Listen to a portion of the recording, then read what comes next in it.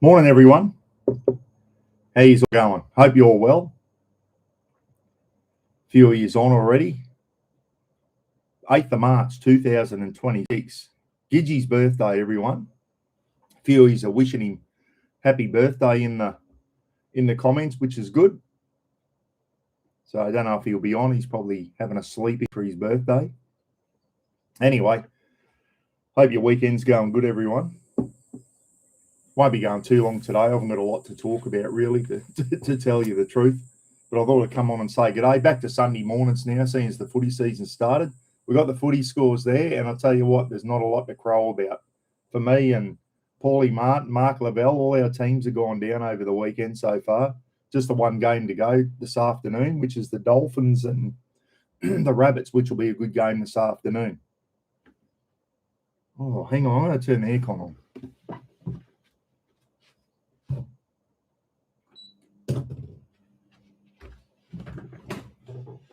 Bloody not even 9 o'clock in the morning. It's 27 and muggy, everyone. So I'll crank the aircon up. The ceiling fan wasn't cutting the mustard. As soon as it gets muggy, just the fans are no good. Anyway, it's better than nothing.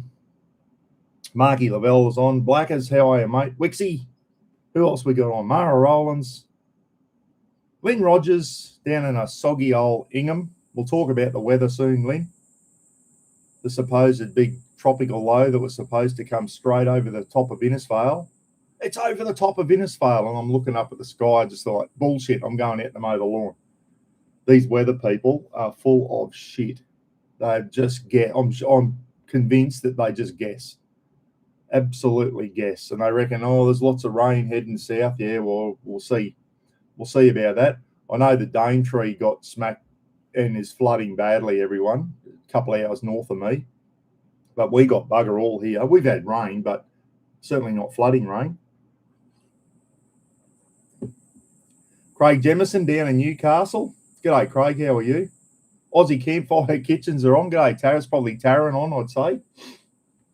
I messaged Taryn and Tony and said, how'd you go with the floods? And they said, yeah, we're all right at Wonga Beach, but the Daintree and the Daintree's a mess, which is not too far from Wonga Beach. Daintree's only another, a half hour up the road. So they're on there. They went down on the quad the other day down to Wonga Beach on the actual beach, and you can see how much tree branches and how much debris has washed out of the mouth of the Daintree River from the floods, everyone. She's all ended up on Wonga Beach. So, yeah, a lot of rain up there. The old Daintree ferry got washed away, and a bit of damn what the big croc spotting boat up there, an eco croc spotting boat. He's lost his boat. It flipped upside down in the floods. So all the area where you leave for the croc spotting and all that, that's all underwater, everyone. So, yeah, poor old Daintree. It's only a tiny little place. Couple of shops there, that's about it, and a bit of croc spotting, and she's all underwater. I'd hate to think them crocs will be spreading out in the floods. As soon as it floods, the crocs get further and further and further out, get into places where they shouldn't be. Steve's on. So, g'day, Steve. How are you? I've seen on Facebook there's a croc in Somerset. Serious? I bet someone put him there, mate, surely. It's probably a freshie, is it? There's a croc in Somerset Dam. There you go. Wow. Probably a little freshie. They shouldn't be down that far south, eh? Andy Riches is on, everyone, up in the mother country. G'day, Andy. So he reckons bloody freezing cold up in the UK at the moment. Anyway, I got a big shade sail not a shade sail. Yeah, shade sail between the shed and the house. And they said, 100k an hour winds for Innisfail. So I thought, I'll take it down. So I took it down, and we got nothing. So I'm leaving it down now because the bloody grass was all soggy. I can't dry the yard out. The yard's real soggy because of just constant rain up here. So I'll leave the shade sail down now, dried it out, and folded it up till next year. So, yeah, I'll be able to do some more cook-up. Speaking of cook-ups, I've got one coming as soon as I get off this today. Everyone, I'm going out to prep for that, and that'll be up on YouTube tomorrow afternoon. It's going to be a beauty. I'm not going to let the cat out of the bag. It's going to be a really good little cook-up. Bit of a The other night I was talking about childhood memories and stuff I remember. Well, I'm doing a cook up today, 3 different things that I used to cook up as a teenager in Warwick and places like that, Harvey Bay too, I guess. When you had to fend for yourself before mum got home from work to cook dinner, you had to fend for yourself. So I used to cook this stuff up, make a sandwich out of it. There's 3 different things I'm cooking up. Can anyone guess what it might be? Can anyone guess what I might be cooking up today on today's cook up? 3 things, very, very simple. They just fry it up in a frying pan and throw it on some bread. Everyone, have a think about it. What did you used to fry up in a frying pan and throw it on a bit of bread as a kid? Nice and sunny here in Puckapunyal. Hey, Phil, how are you? Good old Pucka. Did exercise leopard crawl 1986 with the tankies out in Pucka. We were big exercise with 1st Armoured Regiment, and I did my subject 2 for sergeant, 2-week bush phase, sub 2 for sergeant at Pucka. Yeah, so I've done a couple exercises at Pucka, mate. Yeah, ham, eggs, tomato, nah, that's not in there. Keep guessing, everyone. Snags, nah. Nathan Schilling, yes, that's one of them. Nathan's on it. Frying up some Devon, everyone, or what, I don't know what you call it. Fritz in South Australia. Yeah, Devon, that's one of them, mate. How good's that shit? Fried up. It is good stuff. Oh, dear, oh, dear. Ty Fenwick's on. Hey, Ty, speaking of Ty sent me a message the other day. And has anyone noticed when I'm in the shed and I use the GoPro, it flickers? And I said it was something to do with the fluoro lights, and I don't know why it does that. It sits there and it like flickers up in the corner, and it's quite off-putting when you see it. Ty said, and I would never have known this until Ty said, he said it's to do with the frequency of the fluoro lights. He said in America, it might be in America, fluoro lights are on 60 hertz, and in Australia, fluoro lights are on 50 hertz. Now, that's like Chinese to me. I'm like, what's a hertz for a start? And all I know is when you kick your toe, it hurts. That's the only hertz I know of. But anyway, he said, go into the settings on your GoPro, and he said it'll be set for 60 hertz in America. Anyway, I kind of still didn't really know what I was doing there. So I went on YouTube, Ty, and it said, yep, exactly what you said. Go into this. So I went into the settings, general, anti-flicker, and if you click on anti-flicker, there's 60 hertz and 50 hertz, and all bugger me. So I've changed the setting to 50 hertz, which is apparently what our fluoro lights run on here in Australia. So hopefully now, from now on, when I do a video in the shed, you shouldn't see that flickering, because Ty's let me know to change it from 60 hertz to 50 hertz. I Googled it, and it was exactly what Ty said. If you haven't got your hertz setting right on the GoPro, it'll flicker because it's on a different frequency to the fluoro tubes here in Australia. So who would have thunk that one? Polony, yeah, there you go. And I'm going to talk about that during the clip, everyone. Devon, we call it Devon. It's like a processed sausage here, and you fry it up and it's bloody nice. No, not spam and eggs, Gail, not spam and eggs. No, you won't see me cooking up spam and eggs. Luncheon meat or bully beef, yes, but not spam. That's spam. Have you seen them pour that into a can? It looks disgusting. It's probably the same similar shit to what Devon's made out of. Anyway, so it's called Devon here. What, Mark, is it called Devon in New South Wales? It's like the sausage that comes in a big roll and you cut it and you can fry it up. Don't say luncheon meat or Strasbourg. That's a different type of sausage. It's like a really finely processed sausage, I think mainly pork. We call it Devon here. They call it polony in Western Australia. I think the Yanks may call it polony as well. I've heard the Yanks refer to polony sandwiches. I'm thinking that's what it is. Fritz in South Australia. And what else? There's another name for it. Devon. What do you call Devon sausage in other states? We call it Devon. Luncheon, it's I think luncheon's a different type of sausage, but I know West Aussie definitely called it polony because when I lived in West Aussie, I used to go looking for Devon and it was always called polony over there. And I think the Yanks call it polony. Luncheon meat. Nick, no, I think luncheon meat is a different type, is slightly different to Devon. You'll see that Devon, I used to always get the Hans one, then the red wrapper, Hans brand, Hans, which beautiful small goods. Couldn't find it, so I've got some other brand there. Yeah, Thai white bread, Devon and tomato sauce. Yes, that was a staple as a kid, wasn't it? Devon, just not cooked up, not fried in the frying pan, just thin slice of Devon and tomato sauce on bread and butter. Yeah, we've all had that as kids. Belgium is another one. Yeah, Nathan, I don't know if Belgium's a different type of sausage, but Belgium is a sort of a sausage in one of those big rolls. Yeah, but we call it Devon up here. Tell you what I do like too is when you go into the Coles deli, they got mortadella, which is a similar types, but it's a real big sausage. You can get pepper mortadella or olive mortadella or the plain mortadella. Ros likes the olive mortadella and I like the peppercorn. It's got like peppercorns through it. Really, really nice. Yeah, simple stuff, eh? Devon and tomato sauce sandwiches. And as I said, over in West Aussie, they call it polony. That's one of them. I've got a couple other things I'm frying up, everyone. I haven't seen it yet. I've got two other things that I'm doing up. Fried Devon and tomato sauce. I'm going to put Worcestershire on, tomato and Worcestershire.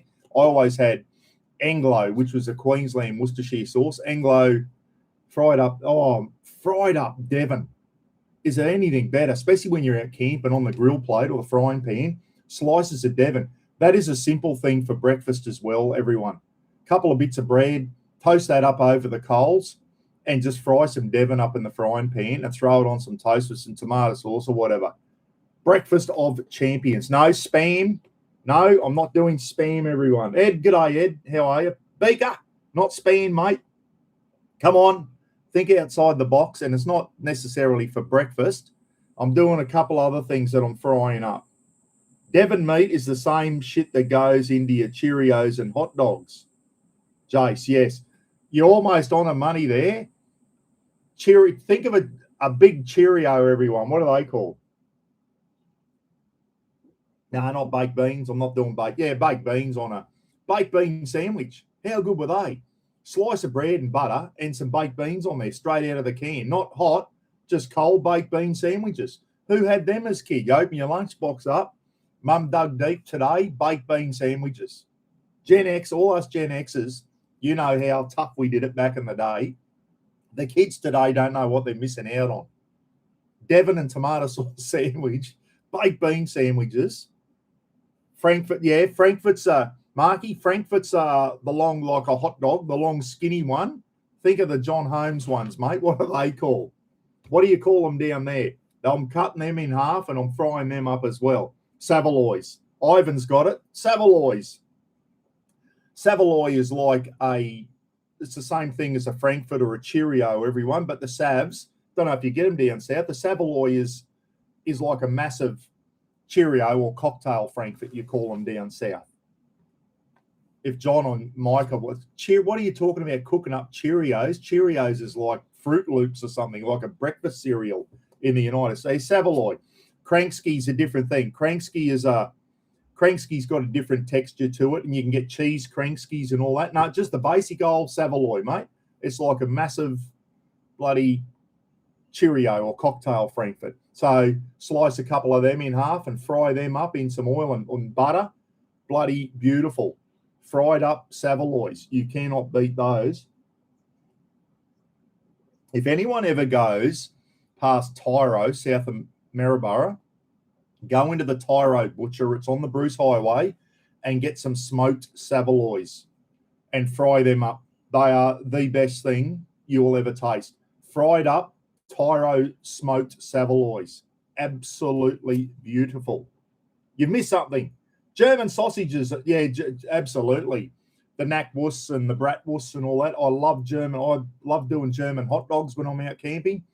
Some sort of German sausage that you can buy already packaged up in Coles and Woolies in the the deli section there.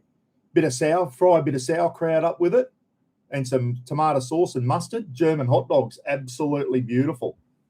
When I lived in Perth, there was actually a delicatessen in Perth that just sold all German products, all the different types of German sausages, German sauerkraut, German potato salad, all that type of stuff. And I went there probably once a month and stocked up on German stuff. I think the kids got sick of having German hot dogs. Yeah, Nick knew German sausages. Yeah, absolutely. Ever go to the four-wheel drive shows? And there's always a hot dog, a German sausage stand there. And I don't know where they get them, but the bloody German sausages on the hot dogs are about 12 inches long, and they poke out each side of the bun. They are the best German hot dogs going out, and you'll always see them at the big four-wheel drive shows. Look, go into the corner area where all the food vans are and look for the German sausage van and have one of the big Johnny Holmes hot dogs, guys. Unbelievable. Unbelievable. They are the best hot dogs in the world. Still haven't seen it. Think outside the box, everyone. I'm cooking something else up. I used to put these things, I'd cook them up, fry them up in the frying pan, put them on some bread, and have a something or other sandwich. So we've got Savoloys, we've got fried Devon. There's something else. I haven't seen it yet. Keep thinking. My nan, Ty Fenwick said my nan would also make everyone Christmas puddings. Things hanging everywhere in her house. Yeah, exactly. Bloody, yeah, I know. Our old green mums and that, eh? Geez, they'll, I always think back to someone's got it. Handico. Fish fingers. That's the other one. Well done, mate. Fish fingers. Who's, and I haven't had a fish finger. I don't eat fish, everyone, but I don't think fish fingers are made out of fish. They don't taste fishy to me. I can eat them, especially if you put a bit of salt and vinegar and that on them. I think they're made out of hakey, or I always thought they're made out of shark or something. But anyway, fish fingers, and it's got to be bird's eye. Got to be bird's eye or I&J. Bird's eye fish fingers. Sing us a song on the sea, bird's eye fish fingers. Who remembers that ad on TV? So fish fingers on bread and butter, and I'll probably put it to kill any sort of fishy taste that I may get from them, because I don't eat seafood. Bit of tartare sauce and some salt and vinegar. So that's the other one. Ramondo's on. G'day. Black pudding. You won't see me eating that shit, Andy. Black pudding, which is just dried blood. Oh, yuck. You won't see me frying that shit up. I know you have that on your pommy breakfast. Black pudding. Nah. Mum and Dad used to eat that shit. You won't see me and Gidgee eating it. There you go. Fried Devon, fried Savoloys, and fish fingers. That's me cook up today. But it's on a groovy little bit of camping gear that Daryl made me down in Tully, everyone. So it's on a special bit of cooking gear, and I'm going to do it up in the cast iron frying pan, the old roofie skillet, and I might even boil a billy.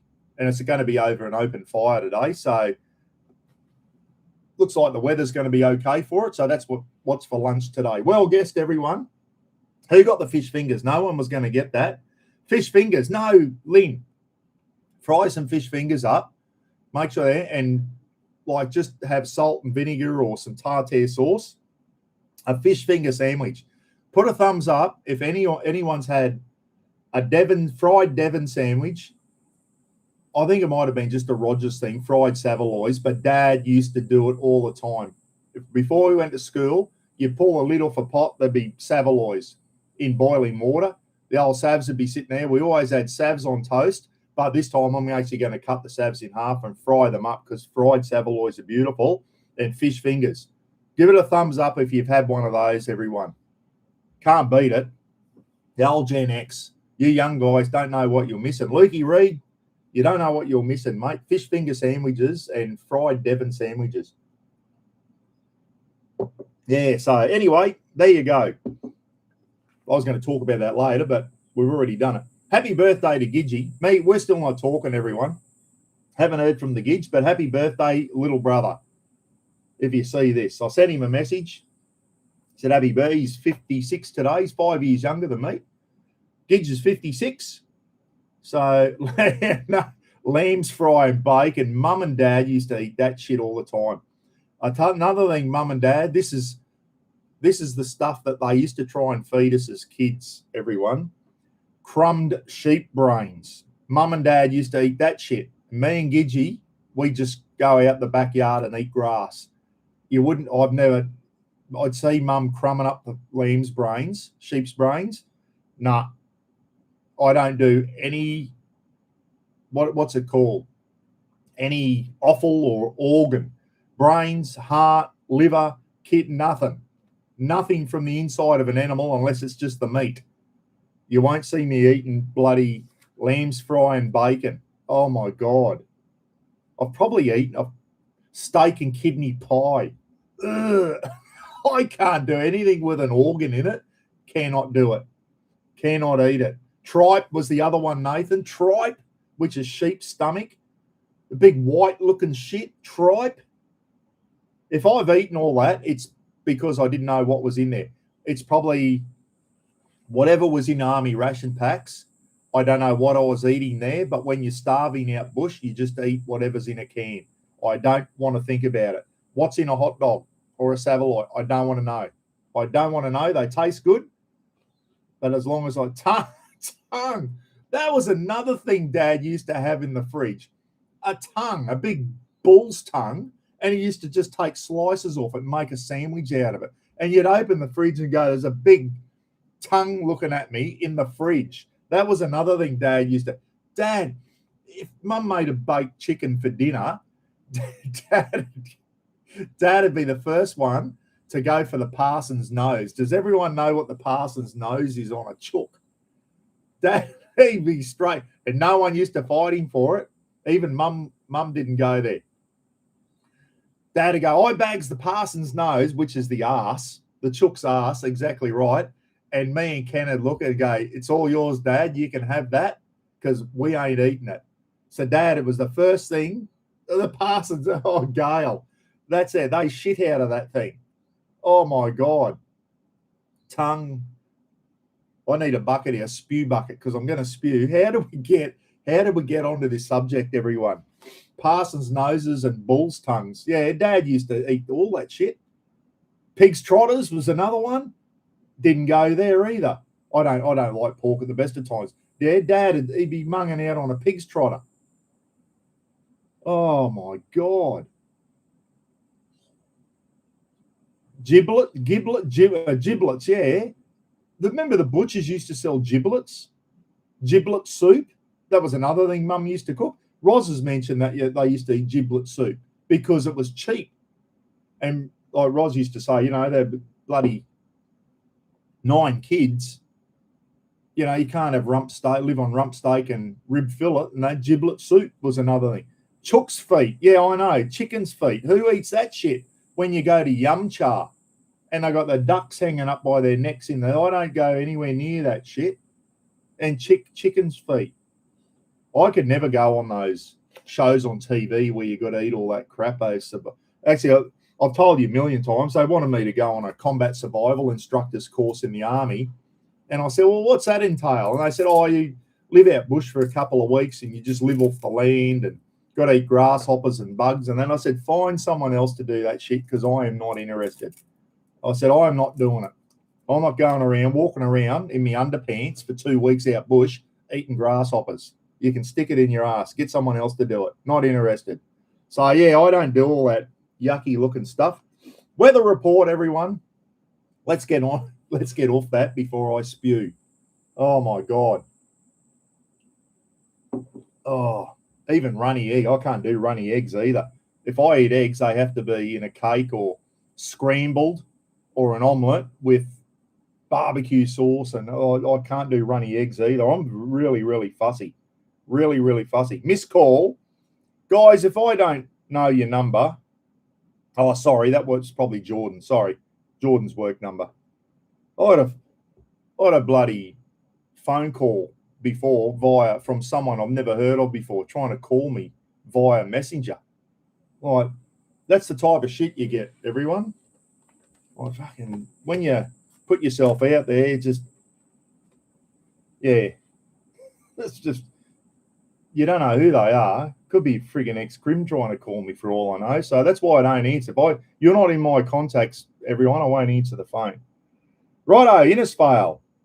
9:18 on Sunday morning, the 8th of March. Gidgee's birthday. 27, scattered clouds. Yeah, it's not going to be an all right day. Should be a good day today. Maybe only 27 at the moment. Probably get up to around 30, I'd say. Been muggy, but everyone, muggy. 8th of March should start cooling down now. February's the worst one. Should start getting into some nicer weather now, hopefully. At least a bit cooler. Slacken. I just got a good email from Slacken before. He sent me a video of Japanese factory making notebooks, and it was like real, geez, the Japanese do professionals, aren't they, the way they do things. Speaking of notebooks, have a look at that. Phil McCavity. Look at that one. Found that the other day in a cupboard. An old original field message notebook, Army field message notebook. That's what we used to carry in our pockets out bush, everyone, for doing patrol orders and all that. And they actually came in with a, who remembers this?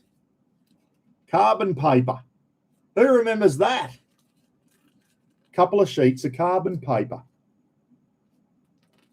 I think there's a couple there. They're stuck together at the moment because it's so old. But carbon paper, you're probably thinking, why do you need carbon paper in a notebook? When you're doing a gun picket roster out bush, you put carbon paper, say you had 2 copies, and you could leave one at the gun pit and the boys could hand the other one around. So you'd write on the top page and then it'd come out on the second page as well. So who remembers the good old days when we used to use carbon paper, everyone? On a typewriter. Remember those days? You're typing something up and you wanted 3 copies, 3 bits of white paper and 2 bits of carbon paper.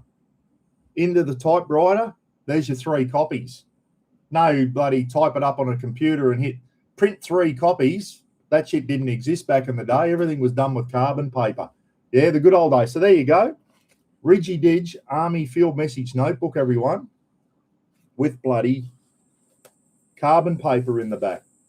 So you could do multiple copies of your gun pickets and stuff.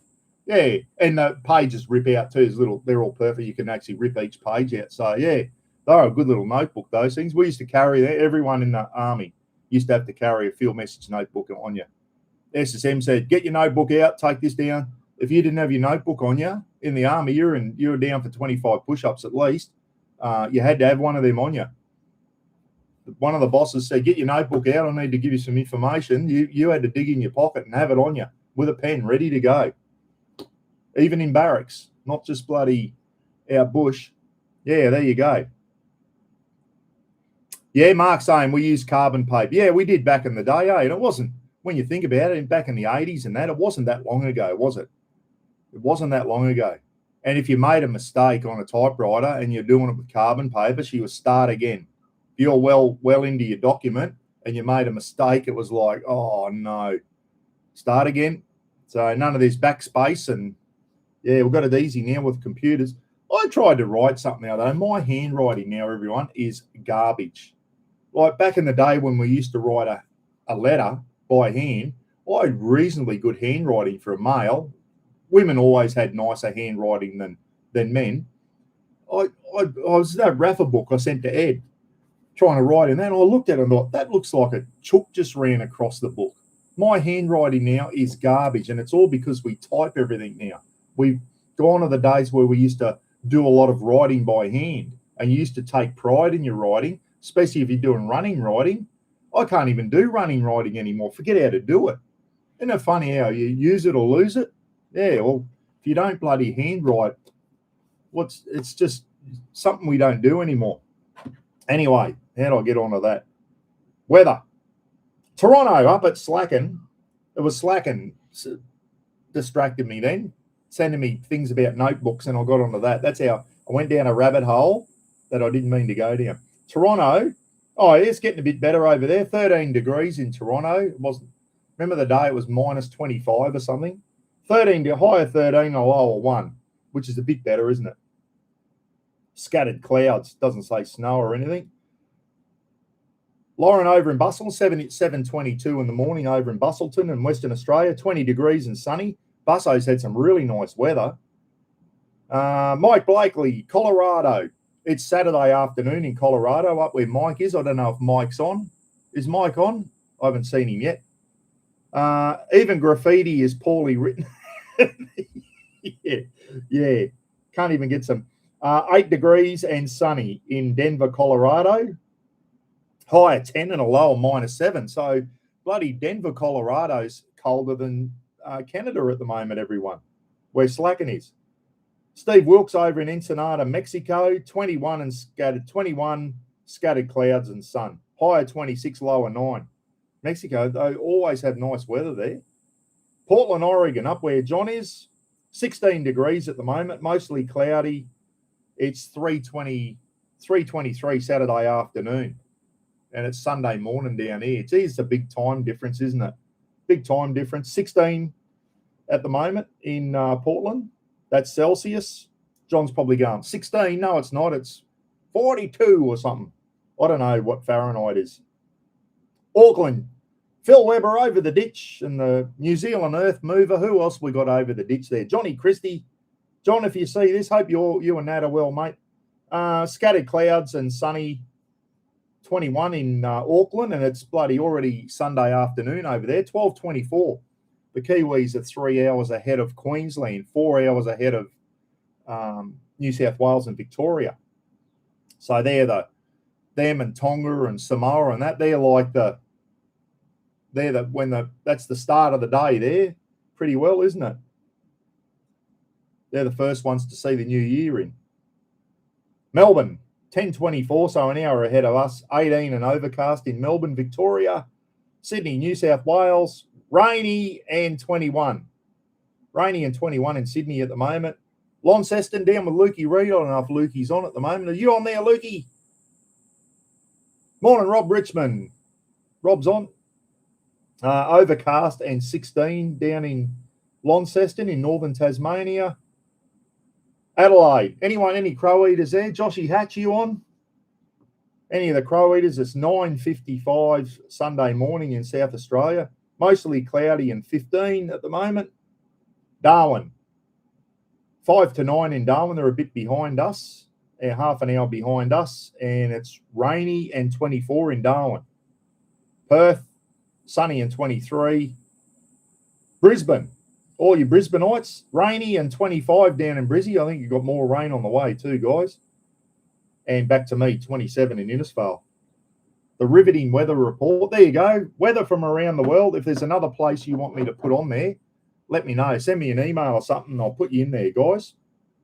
Now, footy scores. Let's quickly go through the rugby league scores so far. So last week over in Las Vegas, it started off the rugby league season. I just had an Aussie.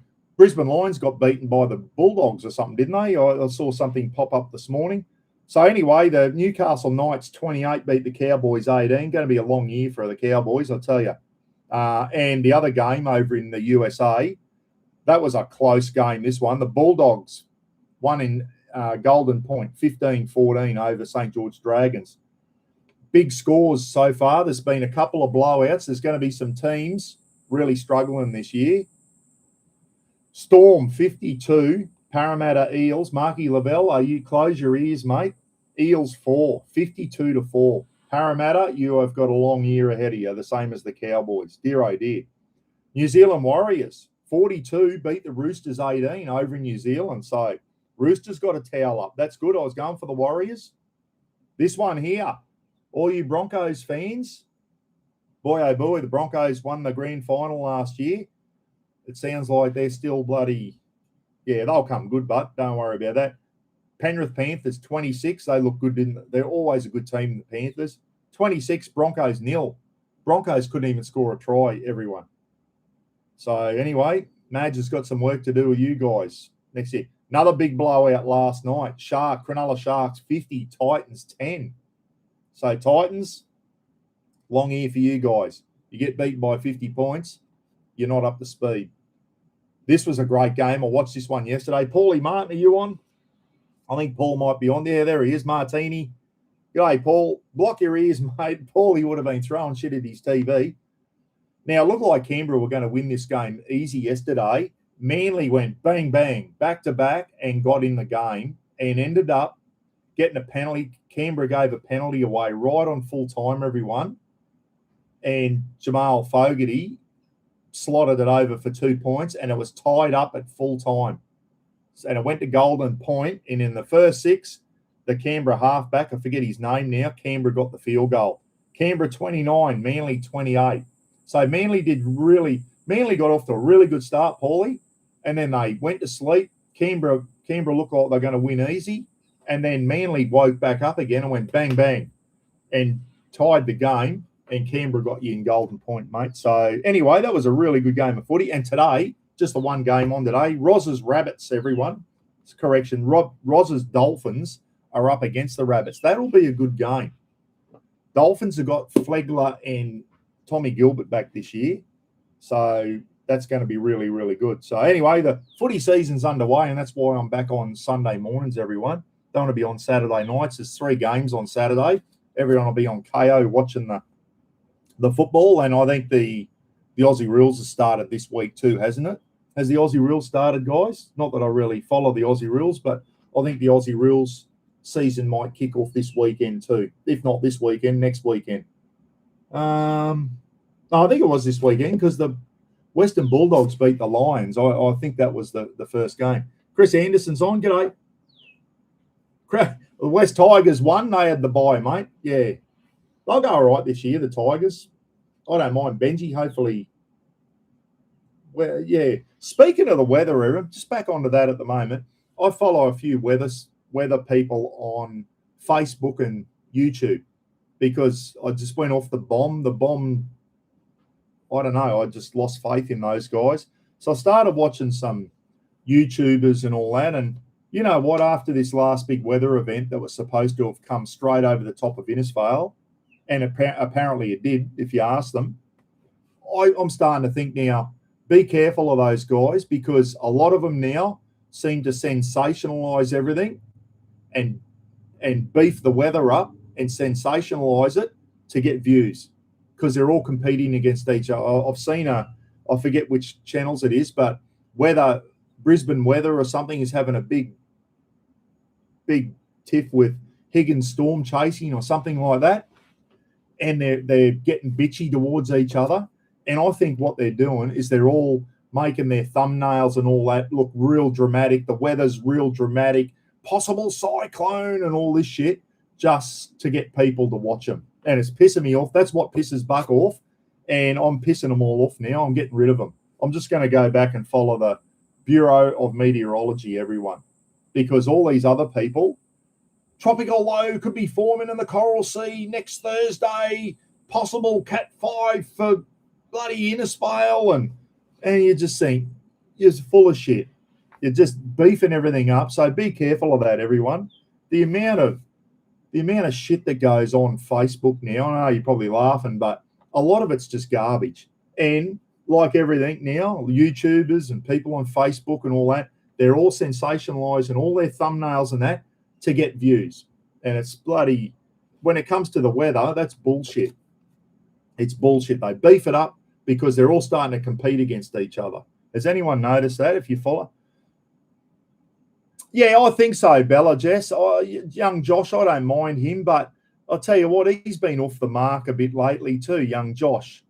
This last tropical low that came straight over Innisfail, and they were, all of them, it's going to drop 400 mil of rain on the Cassowary coast. And, well, it dropped a shitload on the Daintree. We know that because it's underwater at the moment, and we're 2 hours down the road. And even Nitzo from Weather IQ, he said this one, tropical lows are hard to predict. You get a proper cyclone with an eye that's formed, it's a lot more easier to predict.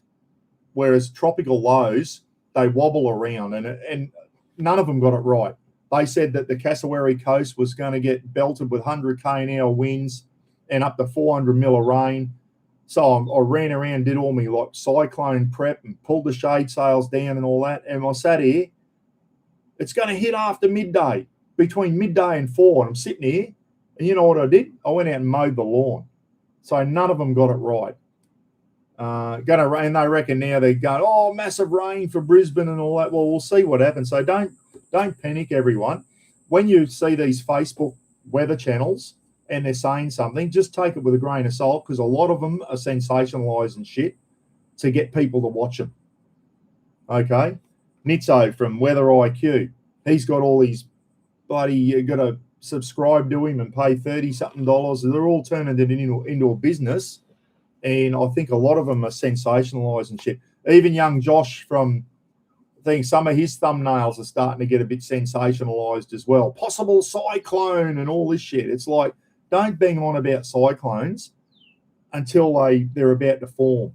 Okay, they go off half-cocked 2 weeks out, and then it doesn't eventuate. And all it does is put people into a panic. And when they keep getting things wrong up here, then people start going, they're full of shit. I'm not listening on this. And the time that you don't do all your preparations is the time it turns into a Cat 3, 4, or 5, and you get belted and you haven't done your cyclone prep. So we take it pretty serious up here, everyone. Cyclone preparation, you have to. Because if you don't and you get banged by a big one, you're in deep shit. You've got to be prepared for them. And it just pisses me off that a lot of these Facebook weather people are sensationalising shit to try and get people to watch them. Yeah, Mr. Squiggle works at the bomb. Yeah, and then all these, it's just garbage. I've started unsubscribing to a few of them now. I'm sick of their shit. I just think, nah, you're in it for yourself. It's not a hobby. You're just doing it to bloody make money. And as soon as there's a weather event on, they go live, and then they have super chat on, so people give them money. Like, come on. So I'm just going to go back, and at least the bomb don't go off too early. They just they'll let you know if a cyclone's formed. Then usually still got a couple of days to get ready for it. So I might just piss all these other people off and just keep my eye on the news from now on. I watch some crypto news, and that's even worse. Yeah, I don't get into the crypto, Rob, and I never will, mate. I got no crypto. I got no dog in the fight there, so it's something I'm not even interested in. Jamie Dunn, the voice behind Agro, died. Yes, and so did Dennis Cometti. For all you Aussie Rules people out there, especially from Western Australia, Dennis Cometti, him and Bruce McAvaney were like the voice of Aussie Rules, weren't they? I don't watch a lot of Aussie Rules, but when you turn the Aussie Rules on Channel 7 or whatever it was on the TV, you'd either hear Bruce McAvaney, who was a great sports commentator, or Dennis Cometti. And I remember Dennis Cometti was always on the TV when I lived in Western Australia. He was a big sports thing. So Dennis died only in his 70s, and so did Jamie Dunn, everyone, the voice of Agro. Not sure what happened there. But yeah, sad news about Jamie Dunn. Agro's the bloke who did Agro, and also Dennis Cometti, for all the Aussie Rules people out there. Greggy Campbell, Rob 2, surfboard just increased in, yes. Rob the Wanderer, if you see this, Rob's Agro surfboard will now be a collector's item. Yeah. Who used to watch Agro as a young? He was a bit rude at times, wasn't he? The old Agro, which was just a sponge and whatever. He was bloody part of kids growing up, kids TV, Agro. So that's the end of Agro. Will they get another? Is Agro still on TV? I don't even know. I don't think they'll probably retire Agro now. I can't imagine anyone else taking Jamie Dunn's spot with Agro now. So there's the end of that one. Yeah. Speaking of Mr. Squiggle, how clever was he? Did anyone ever watch that as a kid? They put up a bit of paper with some squiggles on it, and Mr. Squiggle would get up there with his pencil nose and turn it into a masterpiece. Who used to watch Mr. Squiggle as a kid? I was fascinated by him. They'd go, righto, Mr. Squiggle, and I don't know, like whoever was behind Mr. Squiggle was a bloody talented person to turn a few bloody lines and curves into a bloody bit of a masterpiece. It was upside down, Miss Jane. Yeah, that was funny. He was pretty clever, old Mr. Squiggle, wasn't he? He was good. Hey, update on the plates, everyone. The Rafa plates, the camping plates. My God, what a nightmare. We don't know what's happening with them at the moment. We found a company in China that's just, we think they've been made, they've shown. We don't know what's happening. Anyway, I said to Brett the other day, I said, I got the shits. I put $3,367 out of my back pocket towards these plates, everyone, to get them made. And I said to Brett, go through Alibaba and get a refund. So Brett's done that. And then within half an hour of him doing that, all of a sudden, the company's contacted him. Oh, and then making all these promises now. So we still don't know if we're getting the plates or not. I said to Brett, just give him another couple of days. And the last Brett heard is that they reckon they've made them all. We've seen the demos. We haven't seen, well, we've seen boxes of plates, but did they just put the demo ones on top of some blank plates and just send Brett a photo? We don't know if all the plates underneath were done. We don't know what's happened there. So anyway, I'm either going to get my money back, hopefully, or Brett, the last thing Brett said is that we want these things put on a plane and send them air freight now. So I don't know. I don't even know if they've made them. We've just, out of the million companies in China that make melamine plates, we chose one that's a bit of a dodgy one, everyone. But luckily, Brett went through Alibaba, and they have a very strict refund policy. So Alibaba got straight back to him, and I think Alibaba will be kicking some ass, and we'll either get our money back. And I said to Brett, I'd rather get the plates, mate. Like, we've been waiting since last year.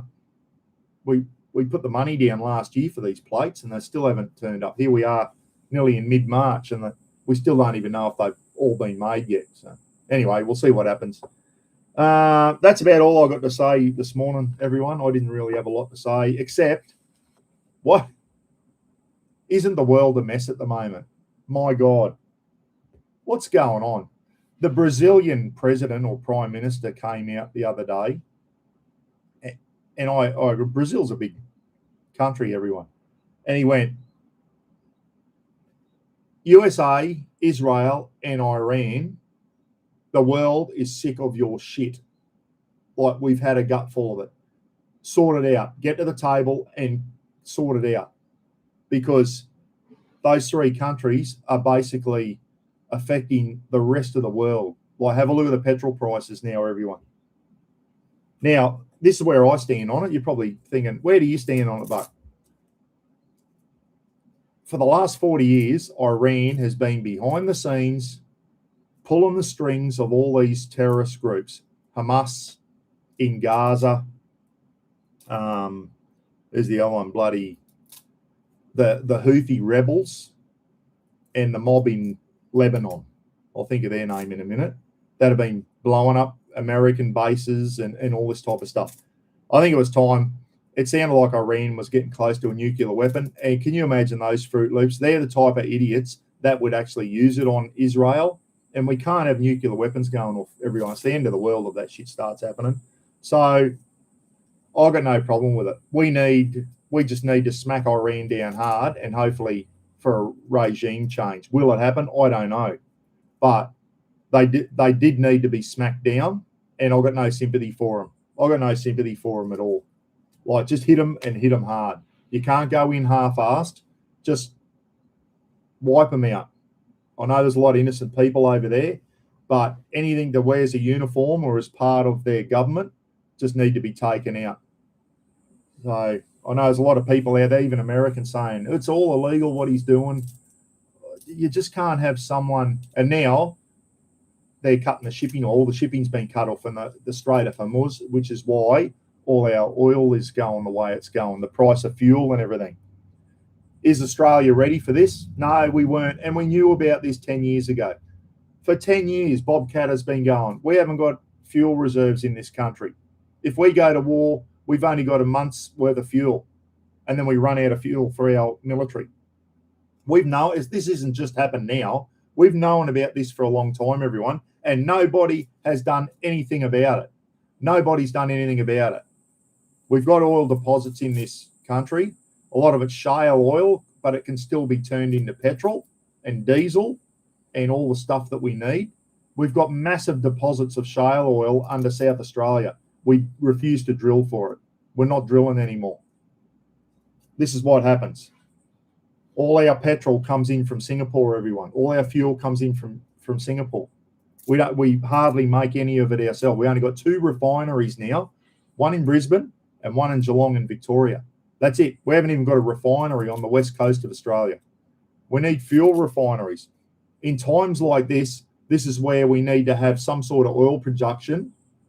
And then when shit happens like this, we up our oil production and we increase our own. We need to be our own sovereign capability. We need to be able to do shit ourselves. We need to be able to manufacture ourselves. We've got ourselves into the position and we've got no one to blame but ourselves. For the last 20 or 30 years, we've been heading this way. And then as soon as a war starts around the thing, we all get affected by it. It's bullshit. So anyway, I got no sympathy for Iran. I really don't.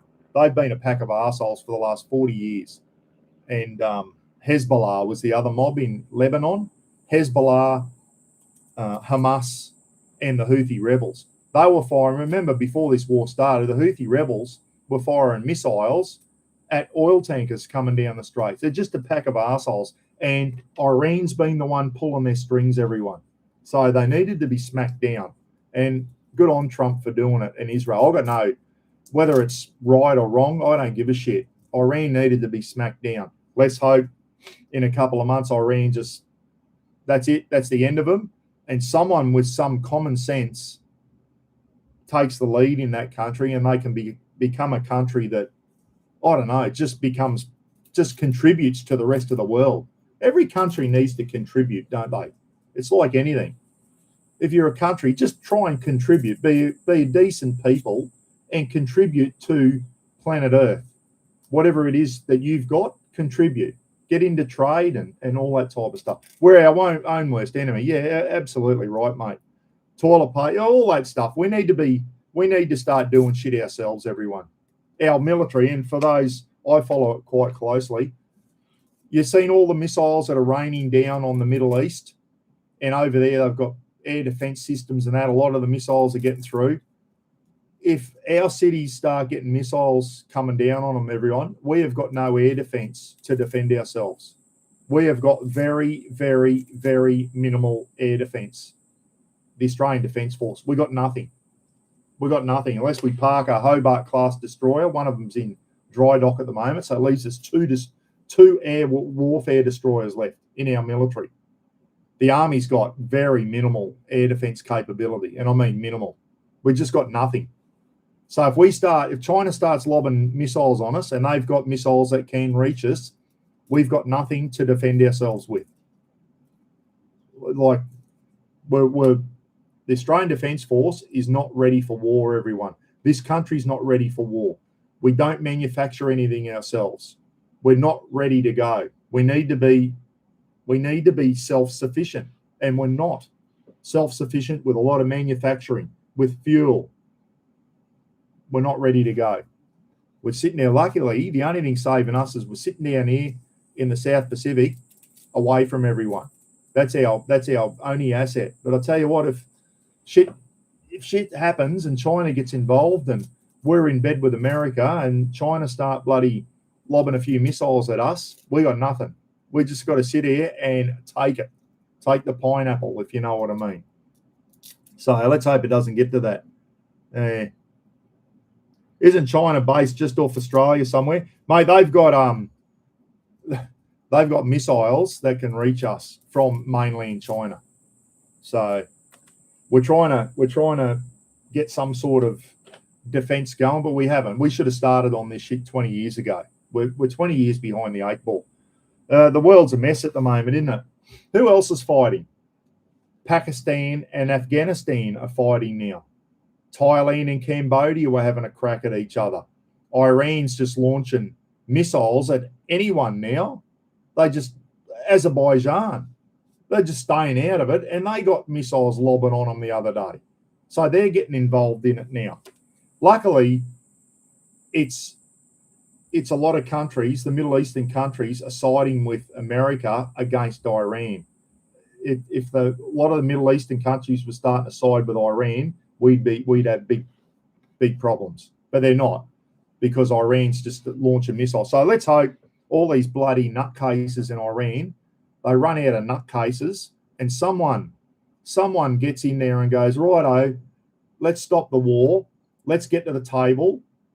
We're going to give up our nuclear ambitions and all this type of shit. We're going to just become a normal Middle Eastern country and we'll try and contribute to the world. We've got oil here. We'll start exporting oil and all that. You know, like it's just other planets out there. If there's any life on other planets, they must just look down to Earth and go, what the aliens will never invade us, everyone. Who'd want to invade this place? They just look down and go, have a look at them down there. They're a bunch of maniacs. No one wants anything. Port of Darwin's own by. Yeah, I know. Right, we signed it. And now Elbow wants to tell you can't. We've signed the lease. We've signed the lease. You can't just sit there and go, we're taking back the Port of Darwin. China's bloody... They signed the lease. And it was the Country National Party, the chief minister of the Northern Territory at the time, that did it. But who okayed it? Do you know who okayed signing over the Port of Darwin? It wasn't Elbow, everyone. It was Malcolm Turnbull. It was the Liberals, the LNP party, okayed it. They rubber stamped it. So it was the chief minister of Northern Territory. Let's give China a 99-year lease on Darwin. And Turnbull, that piece of shit, he rubber stamped it. Google it. He rubber stamped it, the LNP. So everyone's up elbow about the Port of Darwin. Had nothing to do with him. Nothing to do with Elbow. And now everyone's going, oh, Elbow. What about the Port of Darwin? He wasn't the one who signed it over to the Chinese, everyone. It was the LNP party, that Malcolm Turnbull. He's one of the worst prime ministers we've ever had, that piece of shit. I hate him.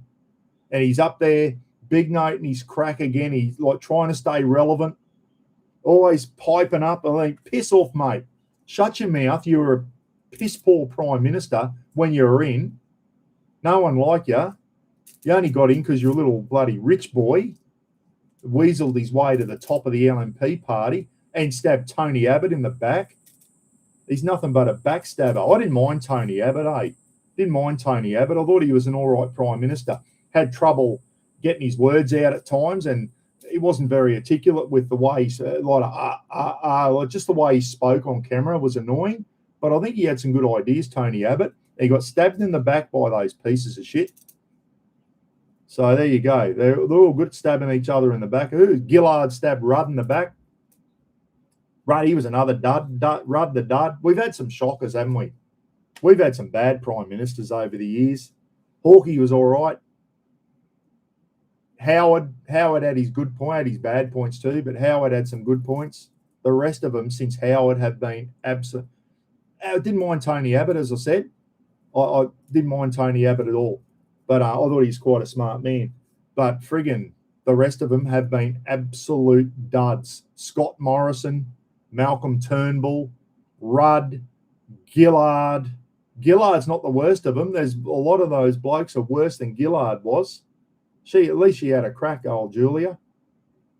Anyway, Abbott's still out there putting in their hard yards with the fire brigade. Absolutely, Chris. Tony Abbott out there bloody doing the hard yards with the fireys and all that. And, you know, he'd be there. Now, people used to sit there. All they could do is take the piss out of him because he wore budgie smugglers. He's out there running in the surf and getting involved with surf life-saving thing, getting involved in Indigenous communities, getting involved with rural firefighting. At least he was a man's man, Tony Abbott. At least he bloody had some balls about. He got out there and he had a crack. He was a good Aussie guy, I reckon, Tony Abbott. I had a bit of time for him. Yeah, Pauline's she'll never be Prime Minister, mate. Pauline, everyone go, Pauline for Prime Minister. That lady has not got the smarts to be Prime Minister, everyone. Now, what she says, a lot of the shit she says is really good. But I say it on YouTube too. I think a lot of the shit I say is good too. But sitting back, saying it, and actually getting in the position and doing it are two different things. Being the Prime Minister of this country can't be easy. You've got to know a lot of shit. What sort of economic background has Pauline got? She ran a fish and chip shop, everyone. Like, has the One Nation Party, have they got the people there that have got the economic know-how to run a country with trade and manufacturing and all this type of stuff? I don't think so. I don't think so. They probably make a good opposition party, but can they govern the country? No. And let's vote, they'll never get in. It'll always be one of the two big parties that gets in, I think. So, yeah, I don't know. I like Pauline. Don't get me wrong. I like Pauline, but she hasn't got the smarts to be Prime Minister. She hasn't. She's not. You got to have economic smarts, like to be the treasurer of this country. Like everyone knocks Jim Chalmers, and the guy's a diddly donk. There's no doubt about that. But imagine being the treasurer. Like it's a hard job, everyone. You can't just get in there and go, I'll have a crack. When you're running a country, there's a lot to it. And there's a lot of things, the way things work. I don't understand how a lot of trade works and all this type of stuff. So if you're going to be up there, if Pauline's going to be there, she needs some very, very smart people behind her, guiding her in the right direction.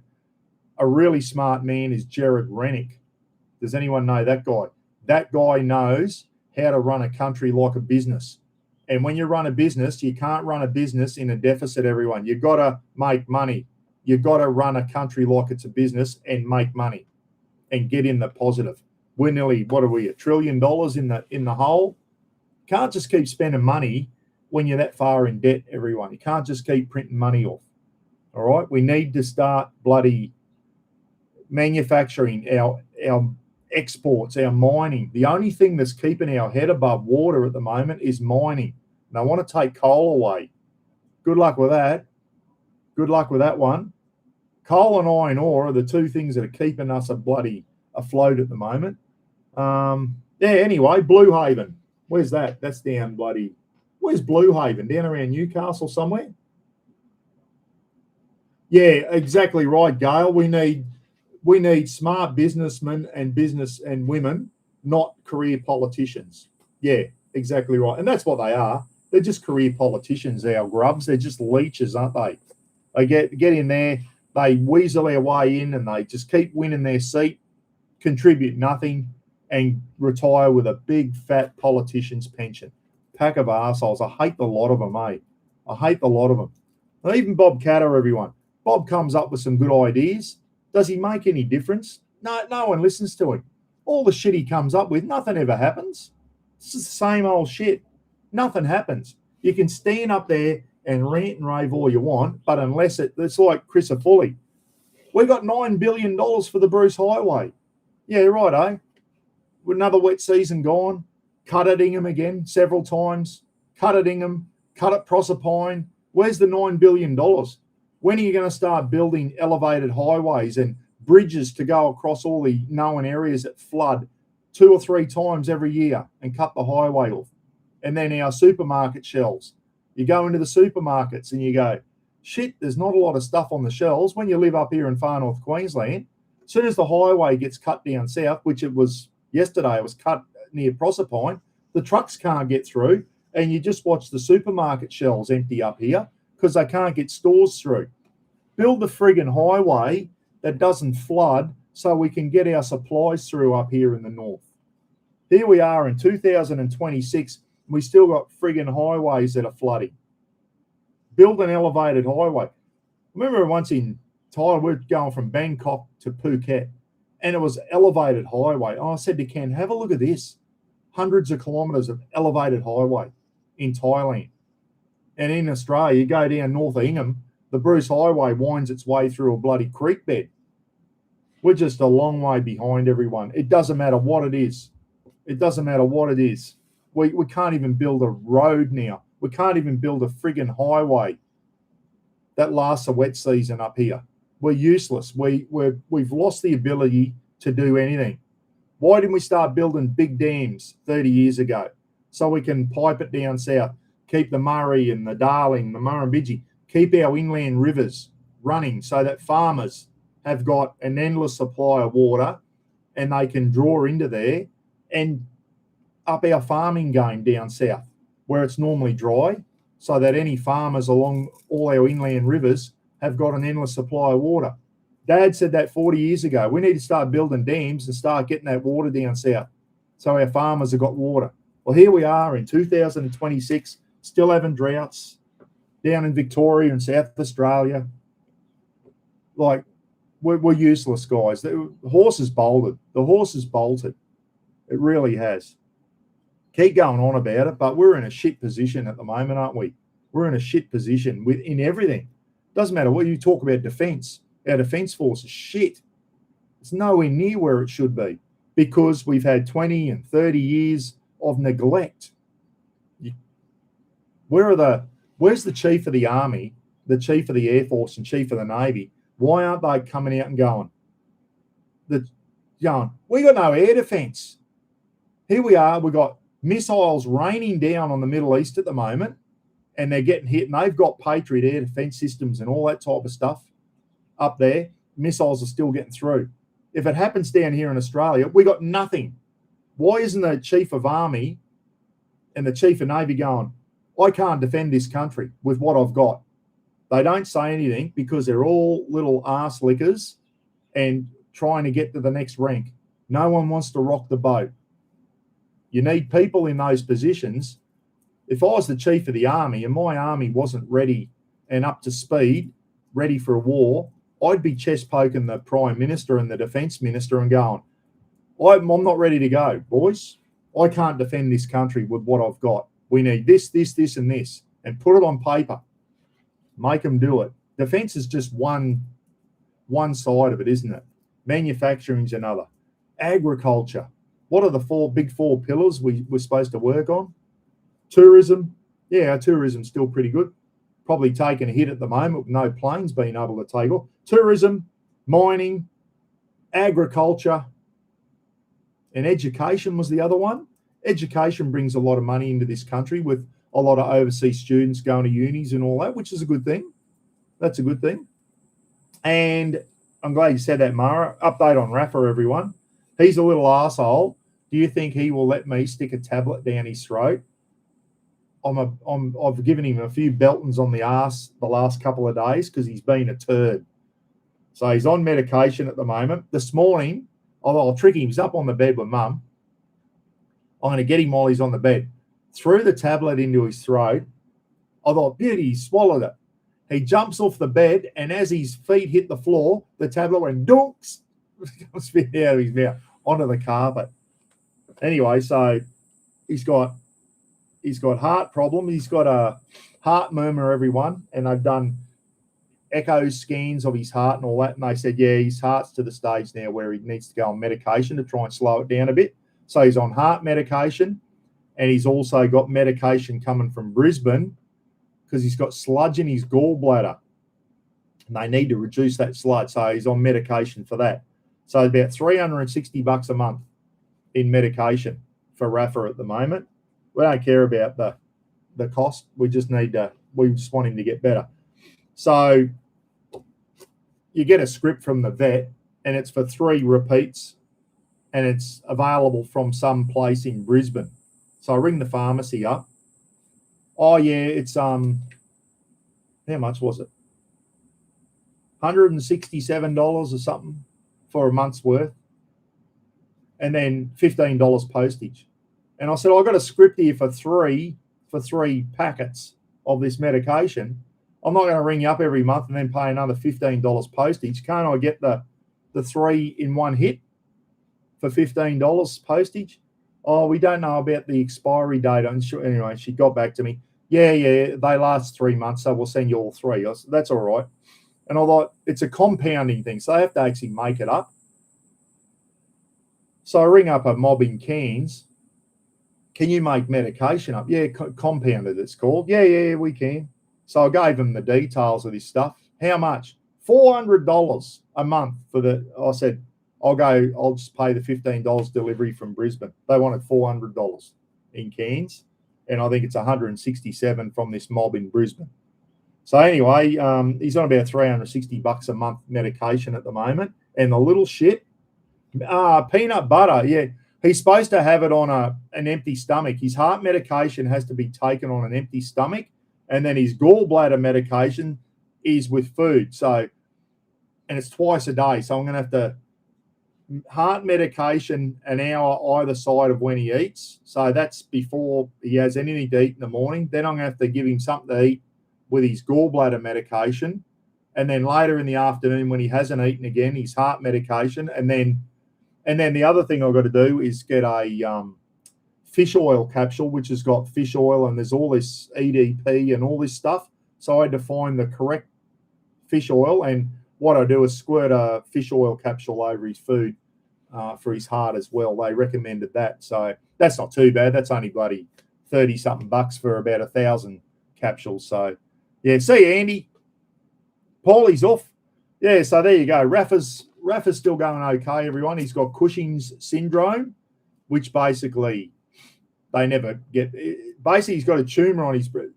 Cushing's is caused by a tumor on their brain. It doesn't necessarily mean it is cancerous, but it causes other things like too much cortisone to go into their system, makes them really thirsty, gives them a bloated belly. So for everyone who said Rafa's getting fat, well, there's a reason. We now know that. There's a reason behind it. He's got Cushing's syndrome, and there's a few other things that go with it. So vet said usually 2 to 4 years for Cushing. So Rafa's nearly 14, everyone. So we're trying to hopefully get another few years out of him, and it'll be checkout time for Raf. So what he's got is terminal, everyone, but we just try to extend it out as long as it can. They reckon all the lumps and that came up on the scans are non-cancerous. 2 vets have said we think it's non-cancerous without actually operating and doing biopsies and that, but we think the lumps around his liver and that are benign, which is good news. So we just got to treat him with medication now, everyone, and give him lots of love and try and get these bloody tablets down his throat. He's bad for taking them, eh? As soon as he hears the packet rustle now, he goes and hides under the bed because the little shit, they're smart, eh? He knows I'm getting his medication out of the packet. And as soon as I turn around with it, his heart medication, he's nowhere to be seen. He'd be hiding because he knows I'm going to try and stick something down his gob. And I can't bribe him with a Scooby snack because he's supposed to have it on an empty stomach. So there you go. It's good news in a way, Nick. Yeah, it would have been good for him to have nothing wrong with him, but he's got problems inside, everyone. He's got some problems. He's got this Cushing's, which happens in older dogs. And it's basically it puts too much cortisone into their system and makes them really thirsty all the time. And Rafa drinks a lot of water and gives them bloated bellies and all that. It's exactly what's happened to him. So anyway, that's about it for me, everyone. Might go out, have another cup of tea or whatever, and go out, get ready for me cook up with me fried Savoloys and me fish fingers, and hopefully that'll be up on YouTube tomorrow, everyone. But I'm doing it on a groovy bit of cooking gear that Daryl made for me, and it's really, really simple, everyone. It's a really simple thing. If you can have it in the back of your four-wheel drive and you want to make a little fire and have something to put the frying pan on, wait till you see it. It's great, and it's something you can make at home if you're a bit handy. We're all getting old, HSV. Yeah, I know, mate. Rafa is in human years, about 70 or whatever. So he's a small dog. What's it, 5 to 1 for a small dog, 7 to 1 for a large dog. And we'll try and get a few more. He's still going all right. He's still come out and go for a run. But I notice when he sits here, he breathes real shallow breaths, like he hasn't got nice, slow, controlled breathing. He sits there and he pants a lot. And it's because his heart's racing, and this medication slows his heart down to get his breathing down. So, yeah. What was the mashed potato version of Pigs in Blankets? I can't remember, Landy. No, can't remember that one, mate. Yeah, I know. I don't want to know what's in a Savaloy, but it's bloody nice, Aussie. It's very, very nice. Savaloys, they're nice boiled up with tomato sauce on a bit of toast, but they're even nicer when they're fried up. They are bloody beautiful. If anyone goes past Tyro on the Bruce Highway, see the butcher there, Tyro Small Goods or something that's called, go in and get a packet of smoked Savaloys and cut them in half and fry them up in a frying pan with some butter or whatever and have them on some toast in the morning with some sauce. They are bloody beautiful. Absolutely beautiful. Smoked Savaloys. Yeah, the bigger the dog, the shorter they live, Gail. We had 2 St. Bernards and the cost was cost us hundreds over the years. Vets, yeah, I know. What do they do? Vets don't miss you, do they? What do? You just, if you're going to have and I said to Roz the other day, this is why people give dogs away and don't have pets, because when things go wrong, it costs you a fortune, and you've got to commit to it. When you take a dog or a cat on, everyone, you take it on, you've got to see them through to the end. And if it means coughing up hundreds of dollars to give them a good quality of life, that is what you have to do. Speaking of Rafa, my blue tack's gone unstuck. I'll have to stick them up again. Sort me blue tack out there. So you've got to commit to it, and they cost a lot of money, animals. It's all good when they're going all right, just food and water, that's easy. But when they start getting old and start costing you money with medication and that, but that's what you have to do. You've got to look after your pets, everyone. And if it means I go out and eat baked beans for the rest of my life to buy Rafa medication, that's what I do. Not that I'm in that position, everyone, but $60 a month still hurts, doesn't it, when you've got to open your wallet up and cough up for it. But anyway, we do anything for our little fella, as I'm sure all you guys would for your pets out there. They're our best friends, and you bloody got to look after them. As Steve said, our job is to give them the best quality of life that you can possibly have. They don't live long, do they? Don't live long enough, our pets. When you get a dog, I reckon he should be your mate till you die at 80. And they should die with you when you're about 80 years old. Wouldn't that be good? But they don't. They don't live long enough. I've had a lot of dogs over the years. They've all been wonderful pets. Right from when I was a kid, right through to Rafa, my current one, Rafa. They all bring a lot of joy to your life. They're worth every bloody cent of it, let me tell you. All right, guys, enjoy the rest of your weekend, eh? Footy's on the Saab, Dolphins, Rabbits. I'll be watching that one for sure. Looking forward to going out the backyard. I got in and did my own service on the mower yesterday, everyone. New blades. Went into Bunnings to get new blades for the mower and thought, have a look at the price of that. The price, because I refuse to pay for mower people to change me blades, and I can do it myself with a rattle gun. So I bought some blades and a new filter and changed the oil in the mower yesterday, did my own service. Spark plug's still fine. And I got new blades because the council went and dug the footpath up and left all the big rocks and that there. So what did I do the other day? Trying to get the footpath, hit a couple of big rocks and crack the blades on the mower. So I had to go and change the mower blades. But I did that myself yesterday. Fins up, says Aussie. Sid and Archie Adventures. Hope Sid and Archie are okay. Rafa said to say good day to Sid and Archie. Gail, goodbye to you. Thanks for tuning in, everyone. Hope you enjoy the rest of your weekend. Mashed potato wrapped in a slice of Devon. Oh, I haven't done them ones.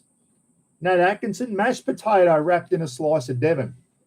Nat, send me the recipe for that, will you? And tell me how to do it. I've never done that, I must admit. Never done that. Anyway, I'm looking forward to getting out and doing this cook-up for lunch. What is it, 10:10? I'll go out, set everything up. Hopefully the weather will hold out for me and won't rain. So look for that one tomorrow afternoon on YouTube, everyone, about 4 o'clock tomorrow.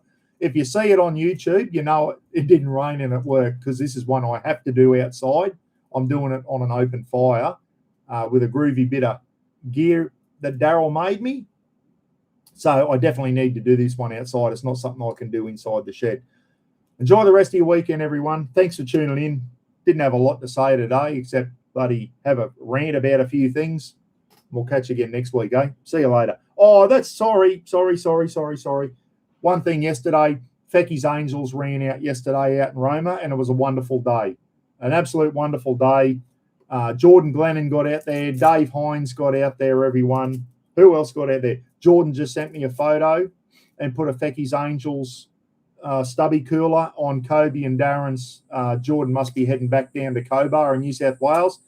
And he went down from Roma down to Surat, called in and said good day to Fecky and Kobe, and he put a Fecky's Angels stubby cooler on the grave, which was absolutely fantastic. And Russ and Sedu and Paddy came up from the Gold Coast yesterday, the Townsville Chiefs, and went all the way out to Roma and said good day to Eden and watched a couple of the games before they drove 6 hours back to the Gold Coast.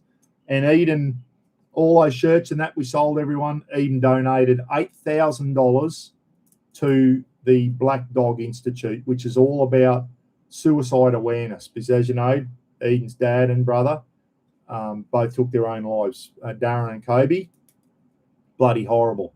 So well done to Eden and well done to Fecky's Angels. They won 1 out of 3 games yesterday. It was a fantastic competition. I think one of the St. George teams won it.